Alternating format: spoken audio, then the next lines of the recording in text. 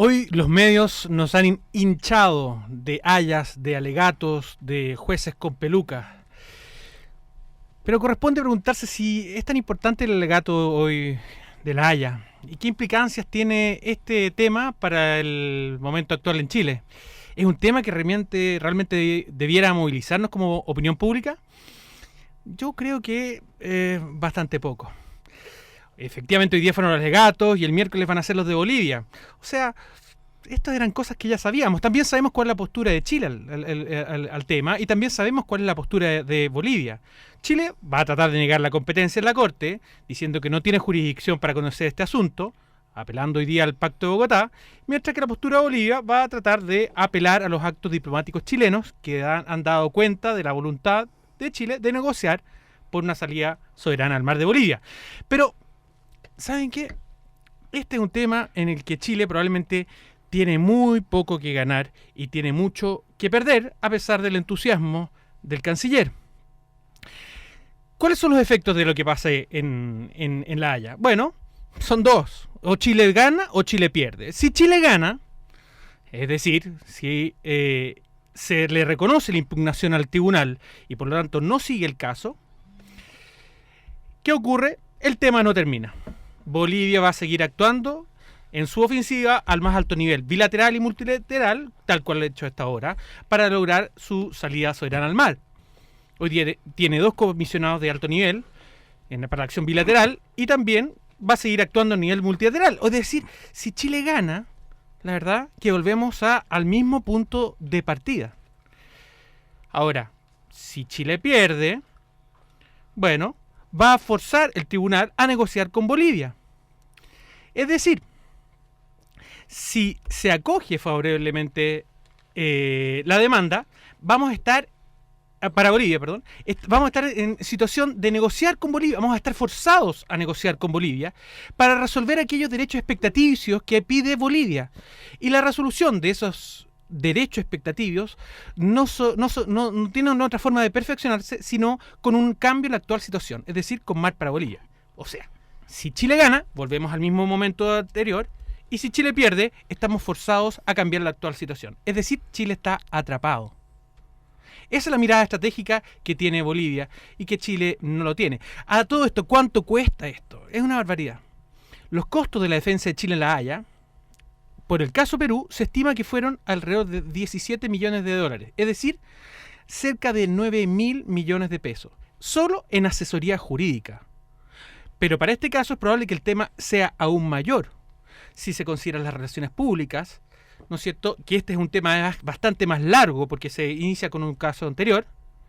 Y además, por los viajes que tienen que absorber la misma Cancillería. Hay que recordar que Chile hoy día tiene una amplia representación en La Haya. Me imagino que debe ser una participación importante de senadores y diputados. Está ya el senador de la UDI, Alejandro García Huidobro, el presidente del Senado, Patricio Walker, el presidente de la Cámara de Diputados, Marco Antonio Núñez, el titular de Relaciones Exteriores, Francisco Chaguán, el anterior, Juan Pablo Letelier, y también Jorge Tadurud y Guillermo Tellier. Todos ellos con evidentemente sus pasajes, sus hoteles. Es decir, esto le cuesta mucha plata al Estado de Chile. Recursos económicos y recursos humanos. Ese tiempo que podríamos nosotros haber avanzado en perfeccionar relaciones bilaterales. Además, podríamos haber mejorado las relaciones con otros vecinos que se ven afectadas y nuestra imagen internacional que se ve afectada por todo esto. Es decir, es caro y Chile no tiene mucho que perder. Es decir, esto, si Chile gana, no es otra cosa que pérdida neta.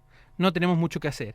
Es decir, esta noticia que nos ha llenado hoy día, estos días, de efecto real, tenemos poco. Y expectativas mucho, pero son pocas reales. Mientras el gran espectáculo de la prensa, que no dejan de encuadrar el tema como si aquí estuvieran dándose una gran disputa, como si aquí realmente todo se estuviera jugando. Gastos millonarios de parlamentarios, gastos en abogados y lo que es peor, el enmascaramiento de los verdaderos temas importantes para Chile, porque esto es como una bendición para los ateos y creyentes del gobierno, ya que el cuestionamiento que hemos venido escuchando durante meses queda oculto tras el tema de La Haya, queda opaco, casi olvidado, tras los alegatos y estos abogados de pelucas largas. Este tiempo de tomas, como todos los lunes estamos acá. Hola Efren, estamos sin Tomás hoy día, soy Fernando García. Buenas tardes, buenas noches, Fernando. No como todos los lunes, porque te tenemos hace rato que no estabas por acá, así que bienvenido, Fernando. Saludos a Tomás, que está en su casa escuchándonos, esperamos, afectado por una gripe. Así que acá estamos nuevamente en tiempo de Tomás, nuevo lunes, nueva semana, nuevas boletas truchas. Pero están tapadas, ¿te fijáis? Absolutamente, la agenda, tal como tú decías, ha quedado absolutamente opacada por el tema de la Haya, y eso indudablemente es una buena pausa que le viene bien a un gobierno que está absolutamente cuestionado, criticado por todos los escándalos de las boletas y las facturas. Y tenemos para rato con esto, ¿no? ¿Cómo lo has vivido tú estos días ahí entre las licencias que has tenido? ¿Cómo has visto todo este proceso, Fernando? Bueno, tal como yo te he contado, acá el tema, tú dices, de que este proceso de ahora, ¿no? Claro. No, yo creo que esto es un voladero de luces, es simplemente una locura lo que estamos haciendo. Esto es una locura porque en definitiva Chile no tiene, yo creo que Chile no tiene muy poco que ganar en esto. Si Chile gana, volvemos al momento que estábamos, y si Chile pierde, bueno, vamos a tener que, en cierta manera, esto que reclaman los nacionalistas que van a perder, bueno, ahí les va a llegar el tema de la cesión de territorio. Si realmente la Corte falla a favor de Bolivia, Chile no le va a quedar otra que negociar, y esa negociación va a tener que pasar por el reconocimiento de sus derechos expectaticios que Chile le ha dado a Bolivia, y eso no puede resolverse sino por un cambio de la actual situación. Ahora, disculpa mi ignorancia en temas diplomáticos y de justicia internacional. Tú algo más de experiencia tienes, fuiste funcionario diplomático incluso, así que algo sabes. ¿De carrera? Sí. De carrera, imagínate. Entonces, acá vienen los alegatos, las posiciones de ambas partes, hasta el día jueves me parece que es. Sí. Y el fallo, ¿cuándo sale? Porque acá no estamos hablando del fondo, estamos hablando simplemente de si procede o no procede. Exacto. No, el fondo se resuelve en meses más, pero no es el fondo realmente de si tenemos que entregarle o no una salida al marzo verano, es simplemente si que la Corte tiene o no injerencia, tiene jurisdicción, ¿no? Para resolver este tema. Eso es por eso este juicio va a ser eterno y largo, ¿no? Entonces, que le den tanto vuelo a este tema. Lo único que hace los 4 canales. Bueno, y la cantidad de periodistas que tenemos allá, y la cantidad de diputados y políticos y senadores que tenemos allá, realmente es una locura. Locura como otras cosas que pasan en Chile, ¿no es cierto? Tú hablabas, ¿no? Entre otras cosas, lo que pasa es que se oculta el tema de estos procesos constituyentes, ¿no? De que se han levantado los últimos días, y yo creo que nuestro invitado tiene mucho que decir sobre el tema. Sí, vamos a presentar a nuestro invitado del día de hoy. Él es un activista, podríamos decirlo así, ¿no? Sí. Con estudios de periodismo en la Católica, de Derecho en la Universidad de las Américas. Universidad de Atacama. Universidad de Atacama, miembro de la comunidad de Freirina, que ha dado mucho que hablar, una pequeña localidad, y del cual tú formas parte del movimiento Freirina y encargado de la parte de comunicaciones, ¿no? Estamos acá con Miguel Garay. Bienvenido, Miguel. Un gustazo tenerte por acá en los micrófonos. Así que, ¿qué te parece todo esto que está pasando? Bueno, les quiero comentar que en Freirina, como la ciudadanía chilena, estamos muy atentos siempre a lo que está ocurriendo en el país. Le contaba a Fernando que una de las características de la Asamblea de Freirina es trabajar mucho la información, estar muy al tanto de lo que está ocurriendo en el país, porque la gente ha entendido que es víctima de un modelo, que lo que pasa en el Valle del Huasco y en muchos otros lugares de Chile no es un problema de mala suerte que se haya escogido nuestros territorios, sino que hay un modelo que pone a la economía por sobre los derechos de las personas. Miguel, pero antes de hablar de Freirina, tú eres un hombre de las comunicaciones, has tenido experiencia y has trabajado en el Fortín Mapocho, en la revista APSI, la revista Solidaridad. Por tanto, eres una persona que sigue muy de cerca los acontecimientos. ¿Qué te parece el momento que está viviendo Chile? Un momento donde, al parecer, las instituciones están siendo cuestionadas, las instituciones están rechinando de lo viejo, y se está cuestionando un modelo, una arquitectura política que ya lleva más de 25 años. ¿Cuál es tu mirada de lo que está pasando? más que mi mirada, la mirada nuestra, la mirada que hemos hecho en la Asamblea de Freirina y que la hemos plasmado en numerosos documentos, comunicados que llamamos nosotros, que es la forma de dar a conocer nuestra postura frente a todos los chilenos.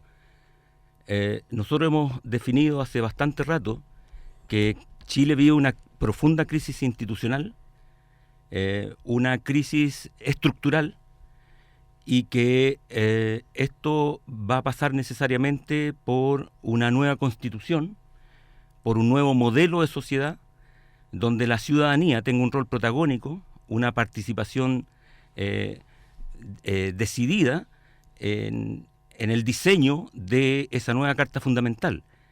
Así lo hemos definido nosotros porque entendemos que nuestros problemas provienen de normas y principios establecidos en la Constitución que ponen el lucro, la codicia, la propiedad privada por sobre los derechos de las personas.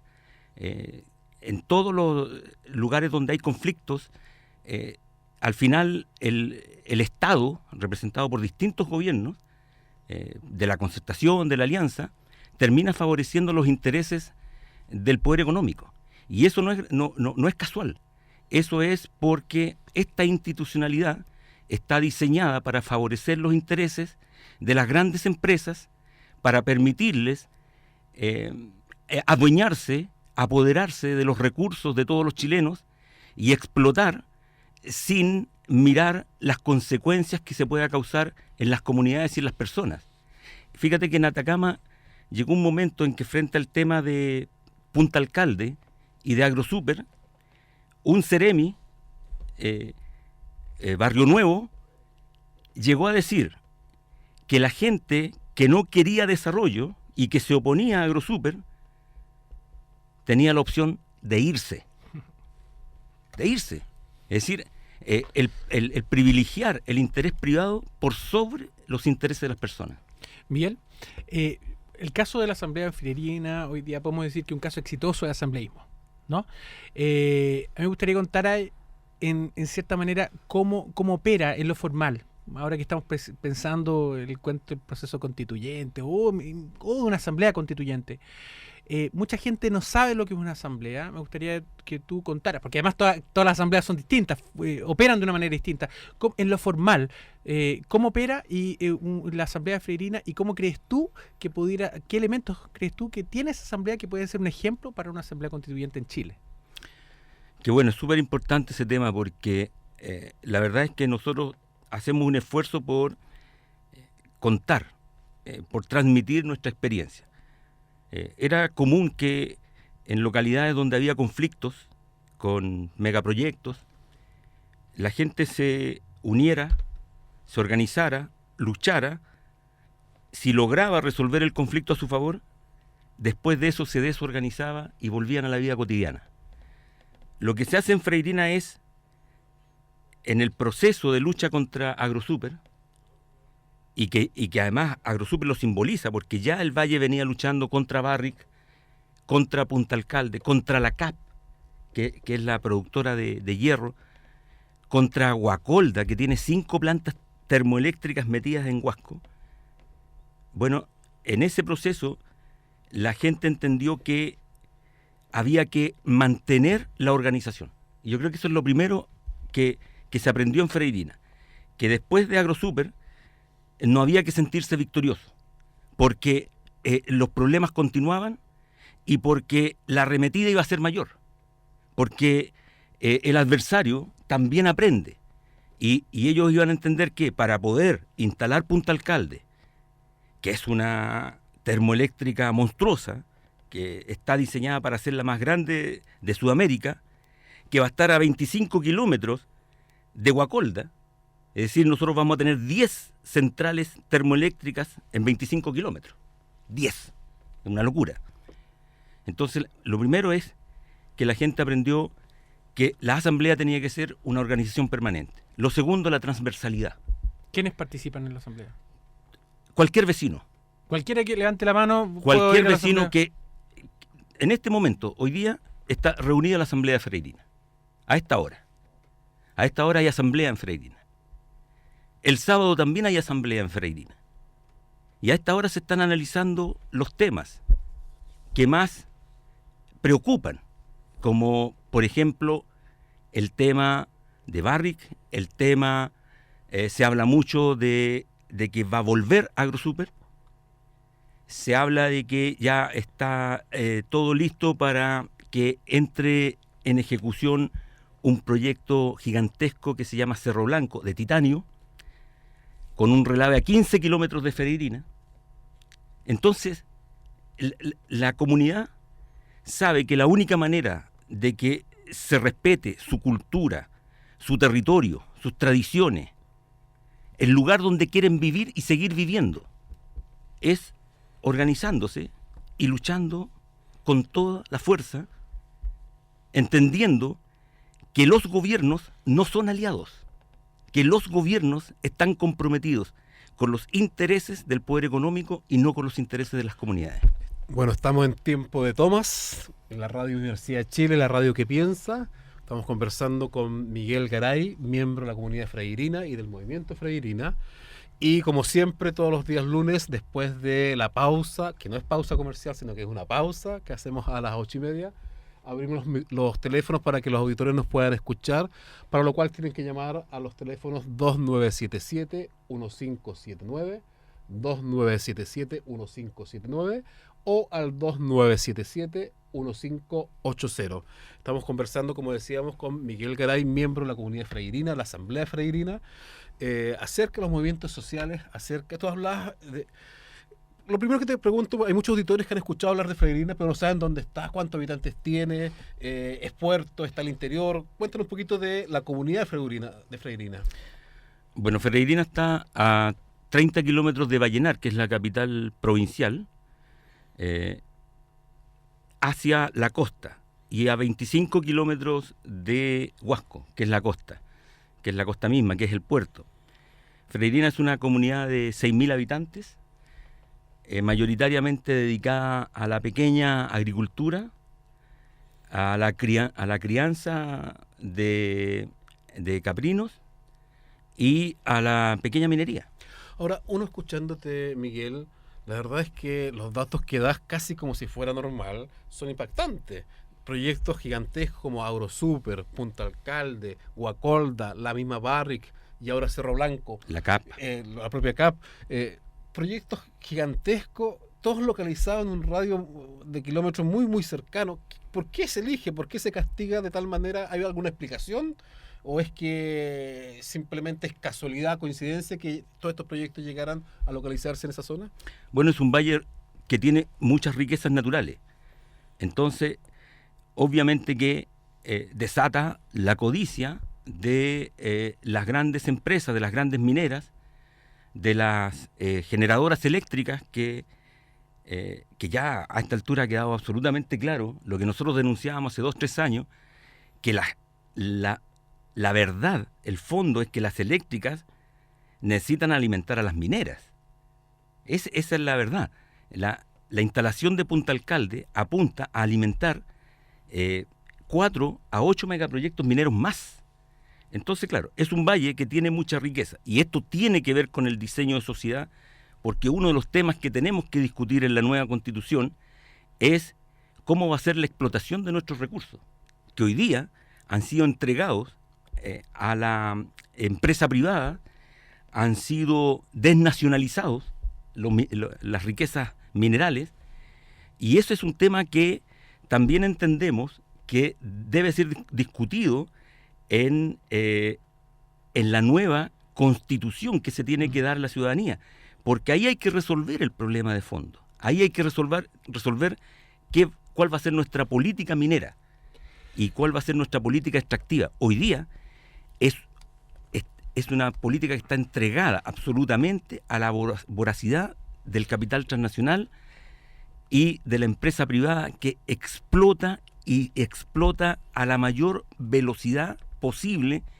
sin importarle ninguna consecuencia de las catástrofes que están dejando en los diversos territorios. Yo tengo un punto de vista distinto, Miguel. Yo no creo que pase esto porque Freirina o la zona de Freirina esté llena de riqueza. Yo creo que la explotación está pasando en todas partes, ¿no? Y de una manera tan o quizás hasta superiormente voraz en algunas otras partes. Lo que pasa es que acá el caso de Freirina nuevamente es el asambleísmo, creo yo, es la capacidad que ha tenido esa población de organizarse, de demandar con fuerza, ¿no? Que eso, esa tensión que surge desde la comunidad, que se ha opuesto a tanto al gobierno como al empresariado, el que ha generado ese aumento. Por eso es tan importante, ¿no es cierto?, entender cómo cómo se genera esa asamblea y nuevamente cuáles son los ejemplos que puede dar el caso del asambleísmo freirina al total. Te quería preguntar, ¿las decisiones se toman por mayoría, por consenso? ¿Cómo funciona la asamblea? Sí, importante. Un solo elemento más que caracteriza a la asamblea y que puede a lo mejor también identificar a mucha gente a lo largo del país, que es no creer en los actuales representantes de la institucionalidad. Es decir, la experiencia que nosotros tenemos es que finalmente concejales, alcaldes, diputados, senadores, gobernadores, intendentes, siempre terminan dándole la espalda a la gente, con excepciones, por supuesto, como las de Calama o las de Tocopilla.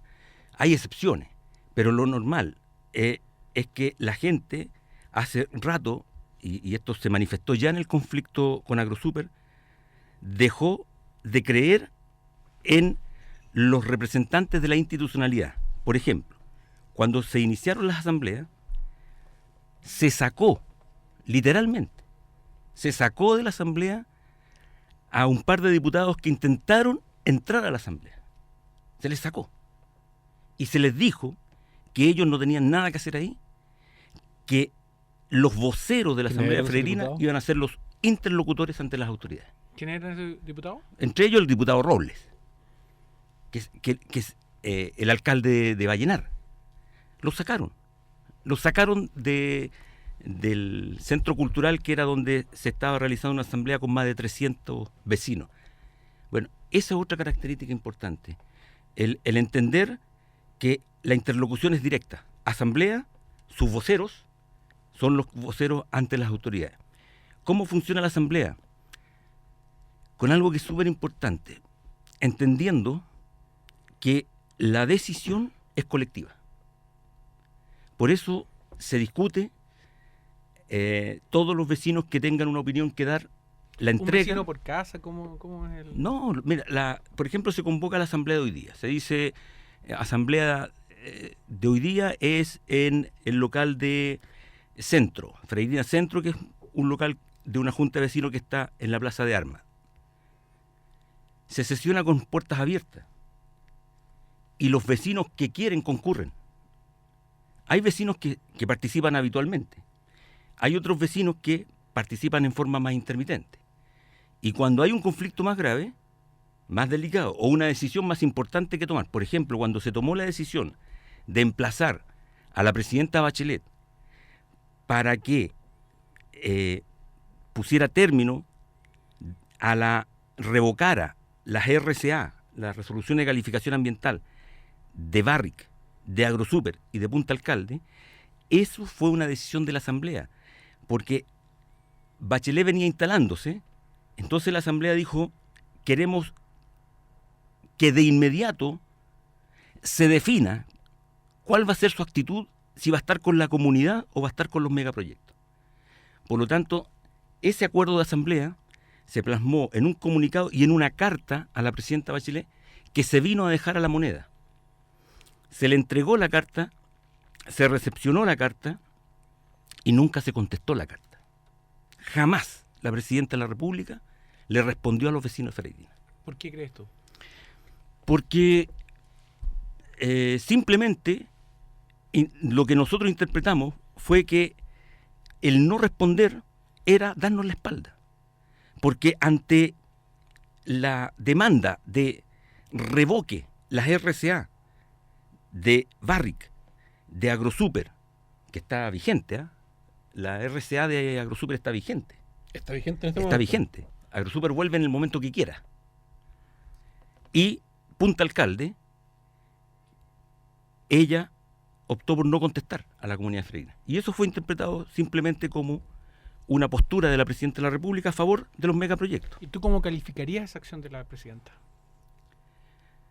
Como la acción normal de un Estado que se rige por una institucionalidad que fue hecha a la medida de los intereses de una minoría para proteger los intereses económicos y los privilegios de esa minoría. La conducta de la concertación, la conducta de la alianza, en todos estos años de transición, en todos estos años de democracia, ha sido de un total compromiso con el poder económico y le ha dado la espalda a muchas comunidades. Lo que pasa en Coronel con Bocamina 2, lo que pasa en Antofagasta, lo que pasa en Arica, lo que pasa en Tocopilla, lo que pasa en Caimanes, lo que está pasando ahora en el sur de Chile con el río Puelo. Efren, yo te quería preguntar, ¿tú crees que este tipo de asambleas se podría... ¿Por qué no se dan este tipo de asambleas en otras partes de Chile? ¿Cómo sería distinto el escenario político? ¿Quiere que te lo responda antes de la pausa o Bueno, después? ya, Porque en respóndemela realidad es una después. pregunta bien profunda. Respóndemela después, pero tírate los teléfonos para que nos llamen. Sí, bueno, antes de irnos a la pausa, recuerden que pueden llamarnos a los teléfonos 2977-1579, 2977-1579 y al 2977-1580. Estamos en el programa Tiempo de Tomas de la Radio Universidad de Chile, la radio que piensa.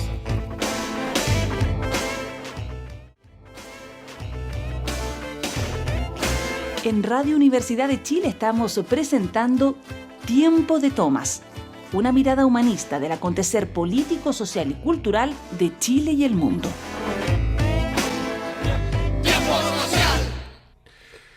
Bueno, aquí estamos de vuelta en Tiempo de Tomas, hoy día con Tomás Hirsch, que está enfermo, agripado, con fiebre, así que un gran saludo acá a la distancia, Tomás. Estamos seguros que nos está escuchando, podría llamar Tomás a ver si nos hace una pregunta. Efren, estamos también con Miguel Garay, que nos está hablando sobre todo el proceso de asambleas en Freirina, y ya tenemos, te había hecho una pregunta, Efren, pero tenemos antes una llamado telefónico de Roberto de Lampa. Hola Roberto, ¿cómo estás? Hola, mira, estoy realmente impactado de escuchar a este señor de Freirina. En realidad la asamblea que se dio ahí, y como lo comenta, en realidad es impresionante porque la verdad las cosas, yo soy dirigente en una comunidad acá en Lampa. La verdad es que es muy poco el interés, es muy poco el interés que tiene la gente, digamos, de participar. Y si eso se da en Freirina, qué sé yo, y en algún minuto se dio en Aysén, para defender los derechos de las personas, yo creo que, no sé, hay que buscar la forma de poder incentivar a la gente, por lo menos de Santiago, de los sectores, porque aquí en Santiago tenemos 1/3 de la población chilena. Y la verdad es que aquí todos nos miramos, qué sé yo, como feos unos a otros. No queremos participar en nada. En los colegios nadie participa en las directivas de los centros de padres, son unos poquitos, qué sé yo. Y esa es una situación que en realidad nos lleva a dejar que el sistema nos coma tal como nos está comiendo. Pero Roberto, ¿qué es lo que tú piensas? ¿Qué es lo que falta en Lampa para que la gente se active? En Lampa falta unión, falta que la gente, digamos, que la gente se incentive, no sé, a lo mejor educación cívica, poder enseñarle a la gente lo que significa, digamos, defenderse en grupo, defenderse, digamos, como comunidad entera. No defendernos de a uno, porque de a uno no sirve, ¿entiendes?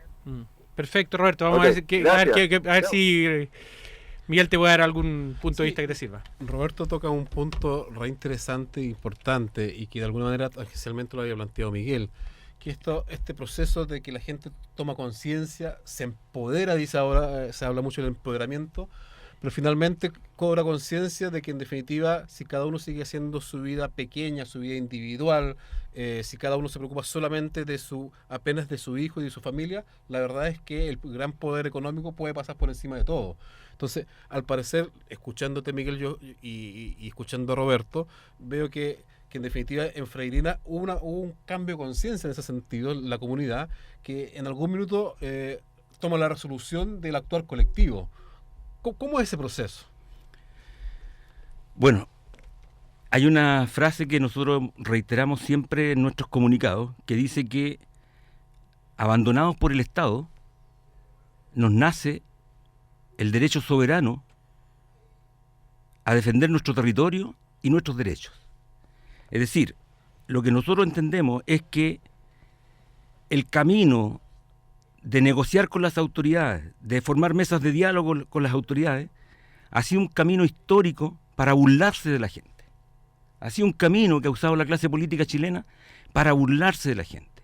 Diputados, senadores, alcaldes, siempre cuando hay un conflicto le prometen a la gente: yo los voy a representar, yo voy a solucionar, y finalmente terminan por razones políticas, por razones ideológicas, por razones de interés, hoy día lo entendemos también, por razones de coima, de venderse al poder económico, terminan traicionando a la gente. Entonces lo que pasó en Freirina es darse cuenta de eso simplemente y decir: nosotros no podemos perder más el tiempo, no podemos seguir confiando en autoridades. Y si estas autoridades son las que aprueban estos megaproyectos, hacen la vista gorda en las fiscalizaciones y nos mienten, entonces nosotros, los soberanos, los ciudadanos, nos transformamos en una organización social con postura política para defender nuestros derechos. Tenemos otro llamado, tenemos a Emiliano de la comuna, me olvidé la comuna. San Ramón. De San Nuestro Ramón. amigo Emiliano, nuestro amigo. ¿Cómo estás, Emiliano? Hola, buenas noches, gusto en saludarle. Siempre es un agrado escucharles, sus programas siempre son muy interesantes, muy esclarecedores, y hoy día estamos recibiendo una clase de educación política muy buena del señor de Freirina, porque nos está enseñando cómo nos meten el dedo en la boca y en otra parte que no voy a nombrar. Puede nombrarlo, estamos en tiempo todo. Claro, El de claro. River. Bueno, creo que la idea del señor de que el sistema funciona para la defensa de los intereses de los poderosos es lo que ocurre históricamente siempre de la llegada del Pinganilla de Pedro de Valdivia a Chile. Las instituciones están hechas exclusivamente para defensa, protección de un modelo de desarrollo económico para la explotación del pueblo chileno y de los recursos naturales. Entonces nunca hemos tenido una clase dominante que tenga honestidad y tenga capacidad productiva, capacidad de generar recursos de desarrollo. Nunca lo hemos tenido. Entonces la lección de Freirina es muy importante. Tenemos que entregar un programa a nuestro pueblo que signifique movilización a partir de sus intereses reales, lo que está pasando en Freirina. O si no, la gente no se mueve. Es un error pensar que la gente no es apática. A la gente le interesa que le den un programa de desarrollo de sus posibilidades y de su propia fuerza. Perdón y muchas gracias. Gracias a ti, Gracias, Emiliano. Miguel, más que una pregunta, aquí yo creo que lo que ya dando vuelta nuevamente, ¿qué es lo que le falta a la gente para activarse? Bueno, entender que el cambiar la situación a nivel país es un paso que en algún minuto se va a dar. Pero lo que está en nuestras manos hoy día es cambiar la realidad en nuestras comunas, en nuestras localidades. Nosotros no vamos a esperar que cambie Chile para que se respeten nuestros derechos en Freirina, en Vallenar, en Alto del Carmen, en Huasco Alto. No lo vamos a esperar. Nosotros ya tomamos en nuestras manos la defensa de nuestro territorio porque nos sentimos abandonados por el Estado. Porque si el Estado busca triquiñuelas y mecanismos para instalar, por ejemplo, Punta Alcalde, que fue cuestionado desde el punto de vista ambiental, pero que se saltaron la evaluación ambiental que les era adversa, juntando al Comité de Ministros y permitiendo que el Comité de Ministros aprobara. Entonces siempre van a encontrar un mecanismo. En la justicia misma, siempre van a encontrar un mecanismo. Y si las leyes les quedaron chicas en un momento determinado, van a cambiar las leyes porque ellos legislan. Van a cambiar la normativa ambiental. Acuérdense ustedes que ahora Bachelet anunció, y ya está en práctica a partir de marzo, un plan de facilitación de la instalación de megaproyectos. Y ese plan de facilitación de instalación de megaproyectos consiste en relajar ciertas normas ambientales con el propósito de que se puedan instalar los megaproyectos. Me acuerdo cuando se discutió en la comisión de Barrick, que se formó en la Cámara de Diputados, las conclusiones de esa comisión eran aberrantes. decía una que no se considere el convenio 169 para que no fuera obstáculo y se pudiera aprobar Barrick. Pero además dijeron algo que era demostrar cuál era su ideología. Dijeron, debemos cambiar las normas ambientales rígidas y blindar la inversión extranjera. Eso, que a finales del gobierno de Piñera parecía una atrocidad de la derecha chilena, lo tomó el gobierno de Bachelet y lo llevó adelante. Y hoy día se han relajado las normas ambientales con el propósito de permitir megaproyectos. Entonces, lo que nosotros decimos es que la gente se organice, como se organizó Caimanes, como se ha organizado Tocopilla, como se organizó Calama, como se han organizado en Valparaíso, como se han organizado en muchas partes del país. En Aysén. Pero ahí, en Aysén, a diferencia de Aysén, nosotros no cometimos el error de entregar nuestra lucha a los políticos. Yo creo que el problema en Aysén fue que en la etapa definitiva, en lugar de sus voceros enfrentarse al gobierno, le encomendaron a algunos parlamentarios que los representaran. Y allí se debilitó el movimiento. Las comunidades tienen que tener sus propios voceros, sus propios representantes. Y esos representantes obedecen, a propósito de lo que tú me preguntabas, absolutamente a lo que decide la Asamblea. Absolutamente a lo que decide la Asamblea. Nuestra única diputada humanista que hemos tenido, me acordaba que tenía una frase muy atingente a lo que tú estabas planteando. Ella decía, no hay nada más subversivo que la gente organizada. Son palabras de Laura Rodríguez, y que apuntaba justamente a lo que tú acabas de contarnos, la necesidad de organizarse la gente. Yo fui concejal durante 12 años en la comuna de San Bernardo, y me tocó también trabajar varios proyectos que estaban afectando comunidades de San Bernardo. Y ahí efectivamente nos dimos cuenta que en definitiva cuando la gente da un pasito más de conciencia y logra avanzar en un todo colectivo más que en una cosa individualista, la lucha se hace más potente y es más difícil que la autoridad meta mano o siga adelante con los proyectos. Sin embargo, en ese momento, cuando la gente se organiza, la contraparte, las autoridades, sacan ese viejo truco de la zanahoria, de la chiquera, y empiezan a comprar, a vender, desde cuestiones muy eufemísticas en términos de proyectos sociales de beneficio para la gente, hasta la compra directa y la coima directa a los dirigentes. ¿Cómo han sido ustedes capaces de soportar seguramente esas presiones que han tenido a través de la autoridad? Pero antes que nos conteste, Miguel, hay un llamado, Carlos de Ñuñoa. Hola. Hola, Carlos. Oye, qué lástima que no esté este caballero que normalmente hace el programa. No pretendo, despreciar vuestra, conducción, en absoluto, pero él es, un memorión, una biblioteca ambulante más o menos. Y Tomás, yo quería reafirmar lo que dijo el señor que llamó recién, y contarles un hecho que sucedía por ahí por los años 60 y principios de los 70, y es el tema de la autoconstrucción. En el tema de la autoconstrucción, la gente recibía del Estado, de alguna institución del Estado, asesoría y materiales. Y ellos, las familias, principalmente los fines de semana, se encargaban de construir sus propias casas. Desde hacer los heridos para los cimientos, hacer los cimientos, en fin, etcétera, etcétera. Y construir ellos directamente sus casas. Solamente recibían los materiales del Estado. ¿Ya? Y miles de casas se construyeron entre mediados de los 70 y principios de los 60, y principios de los 70. Cosa que ahora no sucede. En general, la gente espera que, el Estado les dé. Y por eso, me parece extraordinaria la intervención del señor que llamó recién, respecto de que cuando la gente tiene una buena dirección, y es motivada, se puede conseguir muchísimo con ello. Muchas gracias, Carlos. Muchas gracias. Yo le agregaría a lo que plantea el auditor que en esas autoconstrucciones la gente colectivamente iba construyendo sus casas sin saber cuál iba a ser su casa. Ellos iban haciendo las casas y después se sorteaban las casas.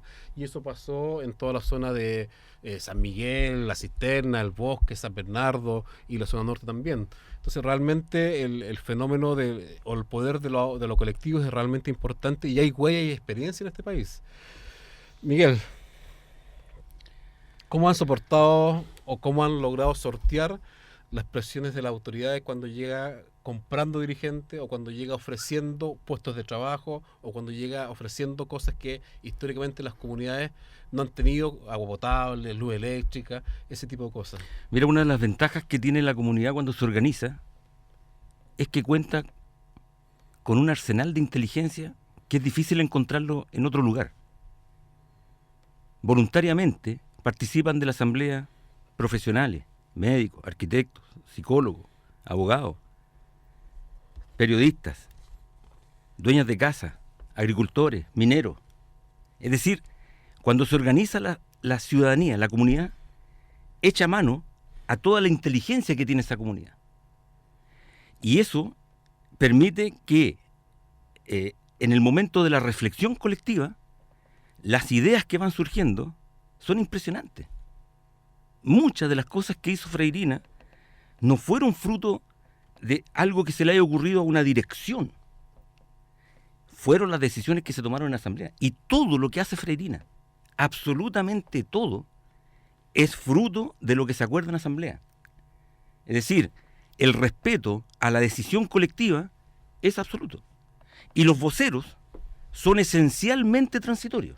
Es decir, ahí el poder revocatorio funciona absolutamente. Sí, pero Miguel, yo creo que al principio, al origen de la asamblea también tiene que haber sido un factor importante el liderazgo de algunos de los miembros que permitió impulsar el caso de Freirina y que probablemente está en la base de por qué en otras partes no se logra organizar. Bueno, de esa misma comunidad surgieron entonces advertencias como, a ver, ahora va a venir el paso siguiente, que es tomar contacto con nuestros voceros y tratar de comprarlos. Es decir, colectivamente sabíamos que las empresas iban a hacer eso, porque ya lo habían hecho históricamente. Y efectivamente ocurrió que empezaron a llegar los llamados. Invitaciones a comer, invitaciones a Santiago, invitaciones a seminarios. Y como ya la asamblea había definido que esa era la estrategia, sobre todo impulsada a través de estas consultoras de Tirón y de Correa, que son las que han hecho el nexo entre la clase política, el poder económico y las comunidades. Ese es el trabajo que ellos hacen.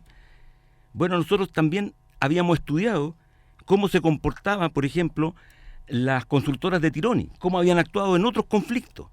Y ya sabíamos que venían con el cuento de las compensaciones, ya sabían que venían con las mitigaciones, y con una estrategia muy burda, que era hablar de participación y de decisiones de la comunidad, porque a la comunidad se la invitaba a decidir en qué invertir la compensación.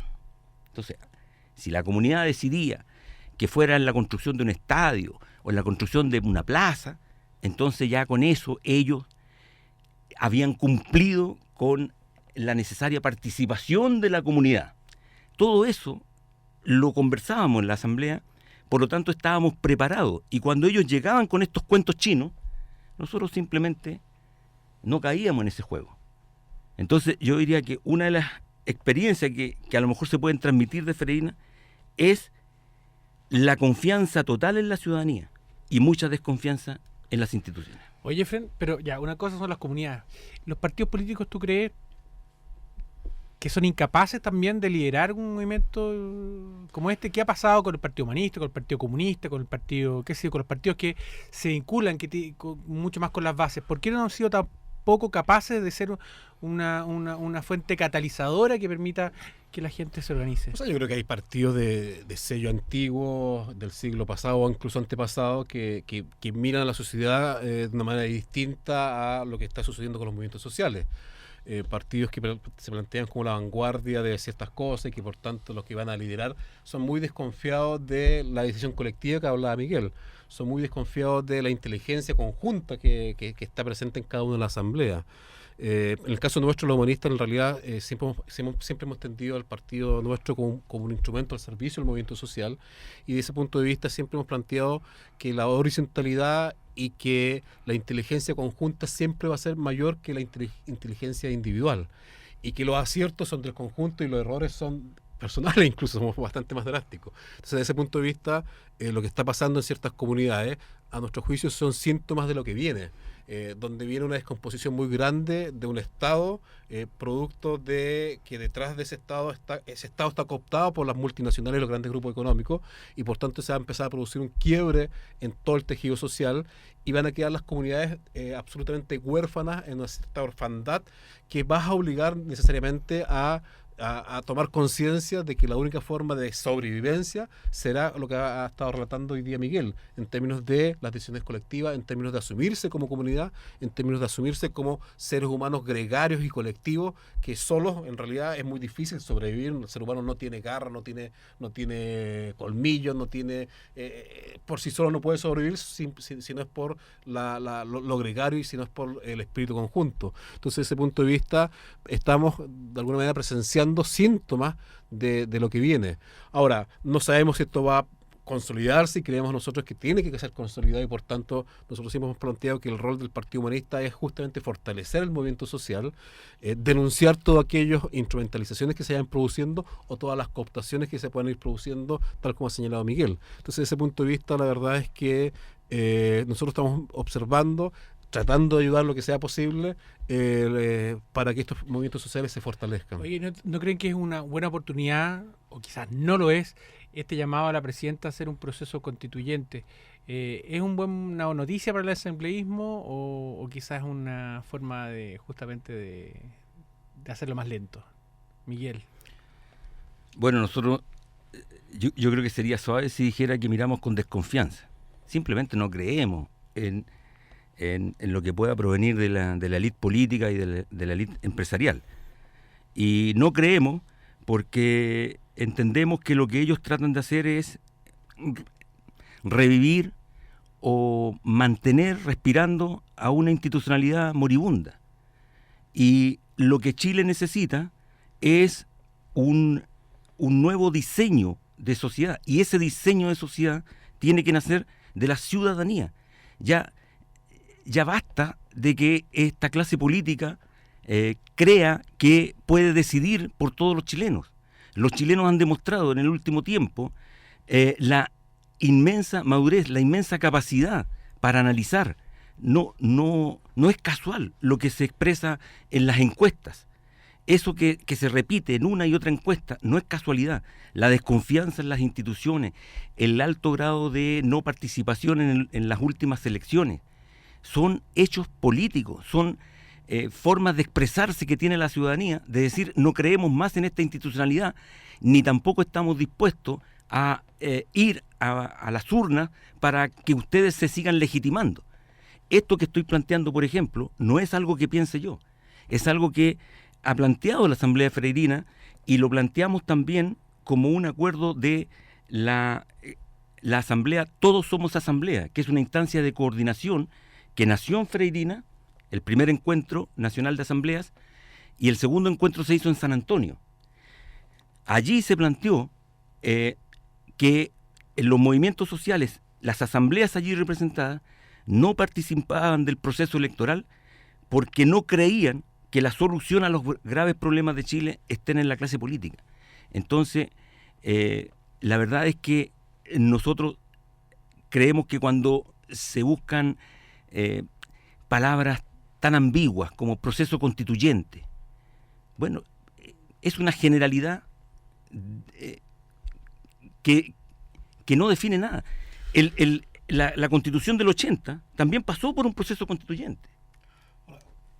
Yo hice una columna y planteé que en definitiva comillas, proceso constituyente que planteó Bachelet en su última intervención es la típica salida chilensis, el típico eufemismo cuando se habla, por ejemplo, de graves lesiones, para no decir que hubo tortura, cuando se hablaba de murió de excesos, por no decir de malos tratos, en fin. En definitiva, el proceso constituyente, que lo caracterizó con participación de las juntas de vecinos y de la comunidad, no es más que aquel jurel tipo salmón. O sea, en el fondo nos quieren vender un jurel como si fuese salmón.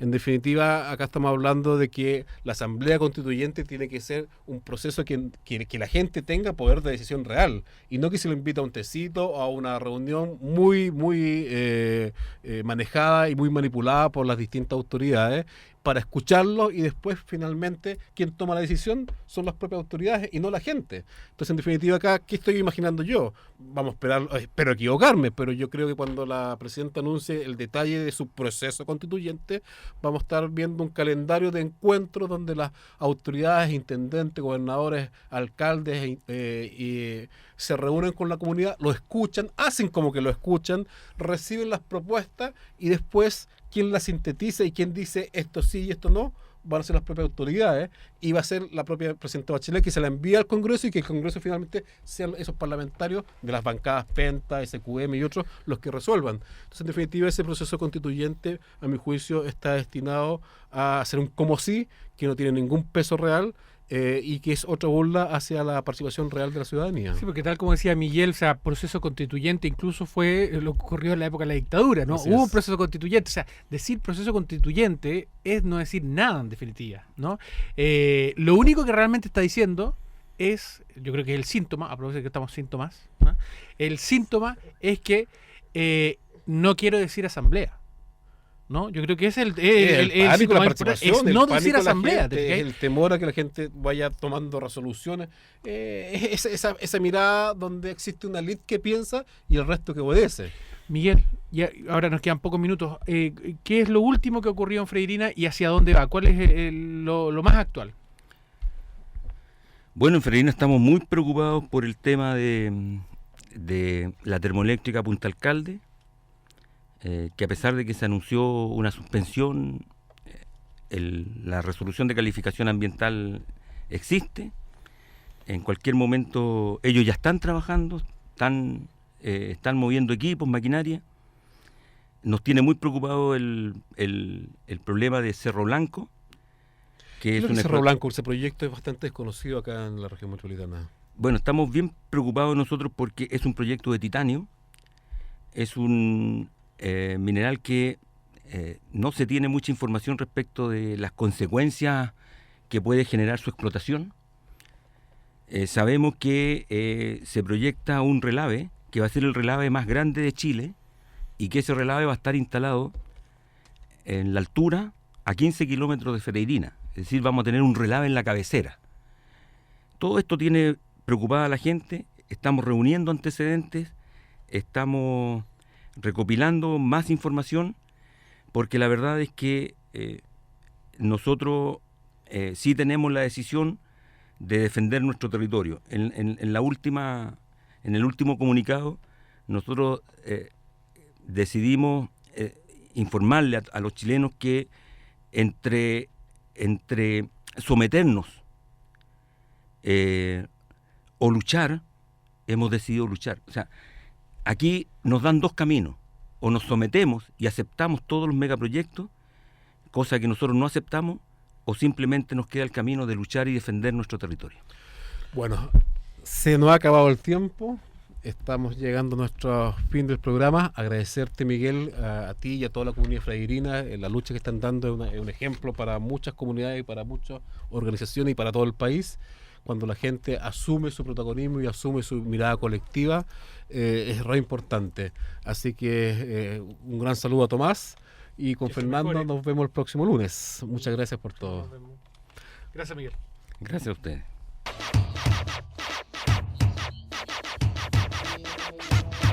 En Radio Universidad de Chile hemos presentado